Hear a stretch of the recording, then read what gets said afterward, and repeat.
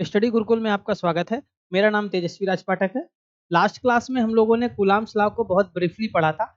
आज हम लोग कूलाम्स लॉ में कुछ ऐसे पॉइंट्स थे, इन पॉइंट्स पर डिस्कशन करने वाले हैं, जिनके हम लोग डायमेंशनल फॉर्मूले को भी यहाँ पर कैलकुलेट करने वाले हैं। अगर हम बेटा ध्यान से देखेंगे और लास्ट क्लास को यदि आपने पढ़ा होगा तो आपको पता होगा कि भैया जो कूलाम्स लॉ था वो कूलाम्स लॉ था क्या। तो सबसे पहले आपको कूलाम्स लॉ का फॉर्मूला पता होना चाहिए। कूलाम्स लॉ का बेटा जो फॉर्मूला था वो था F is equal to 1/4 pi epsilon nought Q1 Q2 और डिवाइड बाई क्या था बेटा, आर स्क्वायर। यही हमारा कूलाम्स लॉ का फॉर्मूला था। इसी फॉर्मूले में यहाँ पर आपको बेटा एप्सिलॉन नॉट देखने को मिल रहा होगा।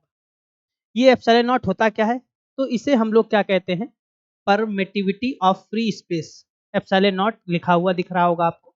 आज हम लोग इसी के डायमेंशनल फॉर्मूले को डिराइव करने वाले हैं कि एप्सिलॉन नॉट का डायमेंशनल फॉर्मूला होता क्या है।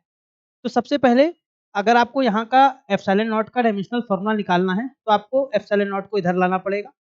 ये एफ नीचे आ जाएगा डिवाइड में 1/4 पाई एफ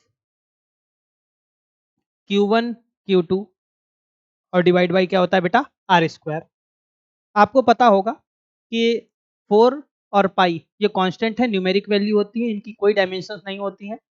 यहाँ पर एफ, यहाँ पर बेटा जो एफ है वो फोर्स है, और फोर्स का फॉर्मूला तुमको पता होगा बेटा, एम इंटू ए होता है। अगर फोर्स के डायमेंशनल फॉर्मूले को अगर आप निकालेंगे तो क्या होता है बेटा, एम एल टी की पावर -2। ये कैसे आया है तो इधर देख लीजिए बेटा, एफ इज इक्वल टू होता है एम ए। तो बेटा एम मास होता है, मास का कैपिटल ए होता है, एक्सेलरेशन का होता है बेटा एल टी की पावर -2। तो यहीं से फोर्स का डायमेंशनल फॉर्मूला बन जाता है एम एल टी की पावर -2। स्टार्टिंग फेज में हम लोगों ने क्यू के डायमेंशनल फॉर्मूले को यानी चार्ज के डायमेंशनल फॉर्मूले को देखा था, जो कि था बेटा 80। क्या था बेटा, 80। तो Q1 का हो गया बेटा 80, ठीक उसी प्रकार Q2 का भी क्या हो गया 80, और डिवाइड बाई आर।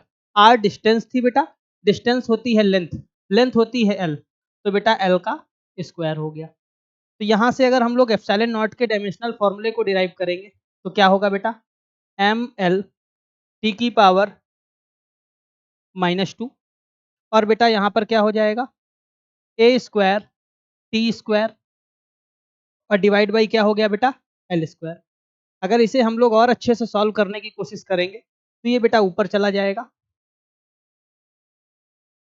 m की पावर -1, ये बेटा यहाँ नीचे m की पावर +1 है, ऊपर जाएगा -1, l की पावर -1 और t की पावर माइनस है, ऊपर जाकर बेटा प्लस हो जाएगी, ये पहले ब्रैकेट में आ जाएगा। बेटा ये एल स्क्वायर है, ऊपर जाकर बेटा l की पावर -2 हो जाएगी। बेटा ब्रैकेट में लिखा हुआ है ए स्क्वायर टी स्क्वायर, तो इसको एज इट इज नोट कर देंगे।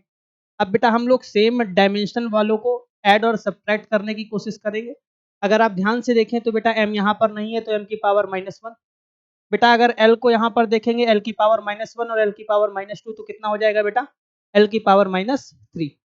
ठीक उसी प्रकार बेटा t की पावर 2 है ये, और t की पावर यहाँ पर 2 और ऐड हो जाएगा, तो बेटा कितना हो जाएगा, t की पावर 4, t की पावर 4, और ब्रैकेट में बेटा यहाँ पर आपको जो रेस्ट बचा हुआ ए स्क्वायर। तो यहीं से हमारा डायमेंशनल फार्मूला निकल कर आ जाएगा एप्सिलॉन नॉट का, जो क्या होगा बेटा, m की पावर -1, l की पावर -3, t की पावर 4 और a की पावर 2। ये एप्सिलॉन नॉट को परमिटिविटी ऑफ फ्री स्पेस के नाम से जानते हैं। इसी के साथ साथ हमको k का भी यानी k कांस्टेंट के भी फॉर्मूले को, डायमेंशनल फॉर्मूले को देखना है। तो जैसा कि आपको पता है कि जो k होता है उसकी वैल्यू हम लोगों ने स्टार्टिंग फेज में देखी थी, 1/4 पाई एप्सिलॉन नॉट होती है बेटा, ये होती है k की वैल्यू। और यहीं से हम लोग k के डायमेंशनल फॉर्मूले को निकालेंगे। 4 पाई बेटा यहाँ पर कांस्टेंट हो जाएगा, और एप्सिलॉन नॉट के डायमेंशनल फॉर्मूले को अभी हम लोगों ने निकाला है, क्या है बेटा, m की पावर -1, l की पावर -3, t की पावर 4 और a की पावर 2। ये बेटा नीचे डिवाइड में लिखा है, जब इसे ऊपर ले जाएंगे तो इनकी पावर्स के जो साइन है वो चेंज हो जाएंगे। तो क्या हो जाएगा, m की पावर 1, l की पावर 3, t की पावर -4 और a की पावर -2। ये आ गया बेटा के का फॉर्मूला, के का डायमेंशनल फार्मूला। तो इस क्लास में हम लोगों ने के और एप्सिलॉन नॉट के डायमेंशनल फार्मूलों को देखा। मुझे उम्मीद है कि आपको ये टॉपिक छोटा सा वीडियो जरूर पसंद आया होगा। अगर आपको इस वीडियो से रिलेटेड कोई भी डाउट है तो आप कमेंट में ज़रूर पूछिएगा। अगली क्लास में मुलाकात होगी, तब तक के लिए धन्यवाद।